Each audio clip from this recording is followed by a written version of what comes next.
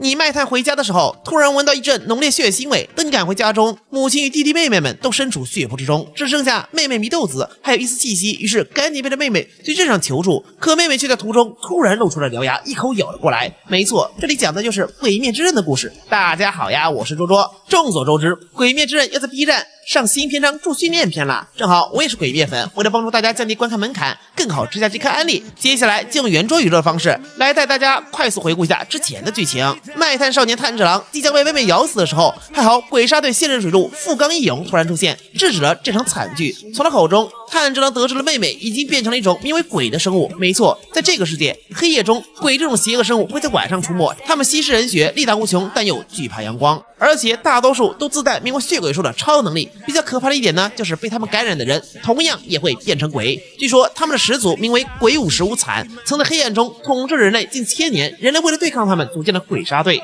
所谓柱，就是鬼杀队内级别很高的王牌剑士，他们实力高超，使用各种流派的呼吸法。富冈义勇就是现任水柱，而当他想要杀死祢豆子的时候，却发现这个已经变成鬼的少女居然还会守护在哥哥炭治郎身前，这是他10几年来杀鬼人生从未见过的。鬼居然还能保留感情嘛？在炭治郎的坚持下，义勇推荐他去寻找名为玲珑佐金司的老者。在没当好家人后，炭治郎带着祢豆子踏上旅途。第一次见到玲珑是在被恶鬼袭击的一个夜晚，那名老者给炭治郎展示了如何杀死鬼的方法，那就是用刀剁下头颅。一番了解后，炭治郎发现原来佐金司就是富冈义勇的老师，同时也是上一任水柱。在通过测验后，他也拜入了门下，获得了水之呼吸的传承。为了找到让祢豆子变回人类的方法，炭治郎需要变得更强。佐金司训练的方法堪称魔鬼，但也确实有效。训练许久后，炭治郎肉眼可见的变强了，而门派的最终考验则是将所学的一切升华，斩断岩石。炭治郎重复尝试了半年，却一无所获。就是这时，一个男人忽然出现，一刀向他劈来。艰难的战斗后，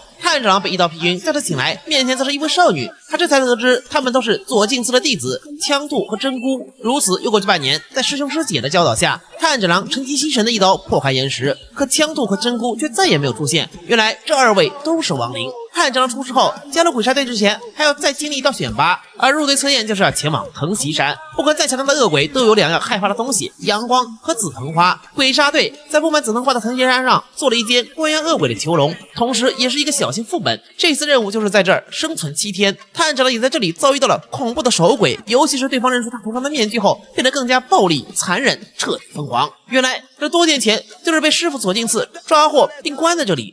一起，这是他第一次面对相当高等级的鬼，虽然也被击了数次，但最后凭借意志奇迹般用出。就这样，炭治郎最终成功通过7日试炼，而存活下来的剑士仅剩5人。于是炭治郎成为了新一代的鬼杀队员。在获得鬼杀队赠予的送鸭和打造了专属人道浴缸后，炭治郎下山回家。与此同时，沉睡了2年多的妹妹祢豆子终于苏醒。原来他这2年都是为了不吃人肉，而是通过选择睡觉的方式来恢复体力。接下来，宋鸭为炭治郎带来了新的指令，说是东京府的浅草有潜伏鬼的传闻，而在这里，炭治郎敏锐的鼻子闻到了那个宿命中的对手，传说中鬼的始祖鬼武十五惨，而这个味道和当初那个杀害他全家并将祢豆子变成鬼的凶手味道一模一样。身为鬼，却在人类世界娶妻生子，正常生活，这简直是无法原谅的。五惨利用路人制造了混乱，最终趁乱离开。而在骚乱中，炭治郎也遇到了新的好人阵营的鬼朱氏小姐，她并不受命于无惨，相反还是想要拼命杀死他的敌人，既是鬼也是医生。而在与朱氏的交流中，炭治郎得到了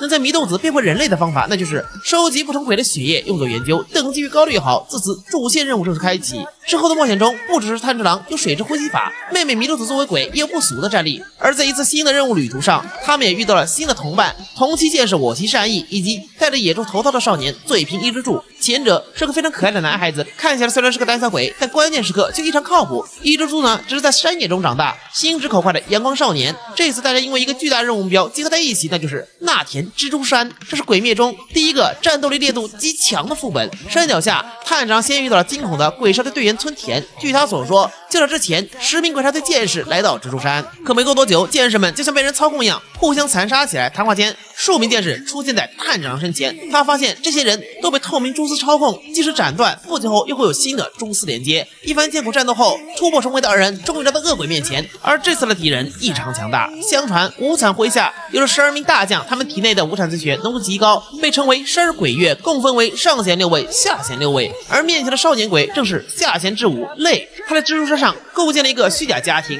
抓来其他鬼或者把人变成鬼充当他的家人，而每个家人一旦完不成任务就会接受惩罚。探长表示，你身上只有憎恨与厌恶的味道，和真正的家庭并不一样。这次战斗极为惨烈，炭治郎的刀都被用蜘蛛丝切断了。12鬼月根本不是普通鬼可比。好在祢豆子在危机中觉醒，用出了血鬼术，而炭治郎在临死前想起了父亲教授的神乐舞，这也正是日之呼吸的传承。简单来说，就是祖传的隐藏外挂。危急关头，将水之呼吸转成了日之呼吸，变化间一刀破人类。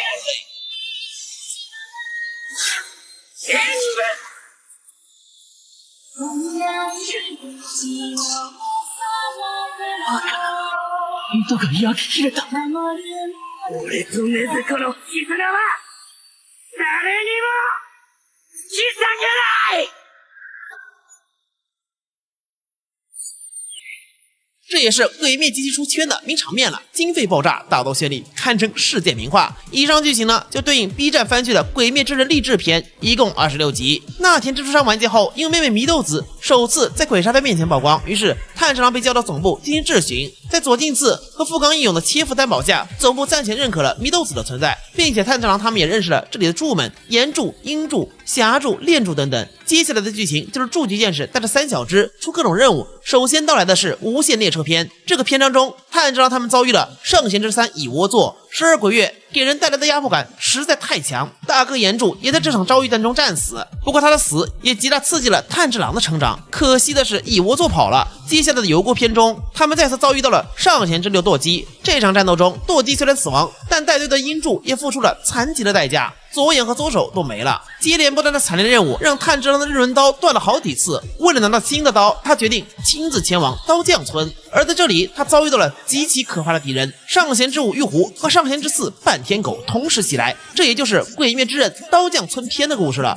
正巧炼柱甘露寺密离和霞柱石头无一郎也在这里，于是残酷的战斗又开始了。半天狗的能力极为难缠，被斩首后还会有不断新的形态冒出，而且每变换一次形态就会让炭治郎他们付出巨大的代价。好在危急关头，炼柱及时救下了他。炭治郎伙伴们最终成功击杀半天狗，而在击杀他之前，天光破晓，太阳升起了。炭治郎陷入了拯救村民还是保护妹妹的抉择之中。关键时刻，祢豆子却替哥哥做了决定，一脚将炭治郎踹向窃鬼。炭治郎含泪将窃鬼斩杀。回头看去，祢豆子却在阳光下对着哥哥微笑。至此，刀匠村篇结束。这里半天狗临死前将祢豆子不惧阳光的消息传回给了无惨。为了研究鬼能活在太阳下的秘密，无惨必将发起新一轮的攻势。于是，为了在短期内全力提升鬼杀队的实力，炎柱悲悯与新民提议开展助训练。于是，这就来到了最新的助训练篇。而现在这个篇章在咱们 B 站就能看到啦，6月22号晚上8点开播，大家记得千万不要错过哦。《鬼灭之刃》是一部很王道的正剧向动画，整体剧情绝望中透着希望，希望中又透着绝望，全程发刀，但又让人意犹未尽，停不下来。因为每一次剧情人物的死亡都是悲壮带着意义的，推进节奏稳定有力，而且制作经费爆炸，场面绚丽，属于看了不亏不看可惜的佳作。感兴趣了千万不要错过哟。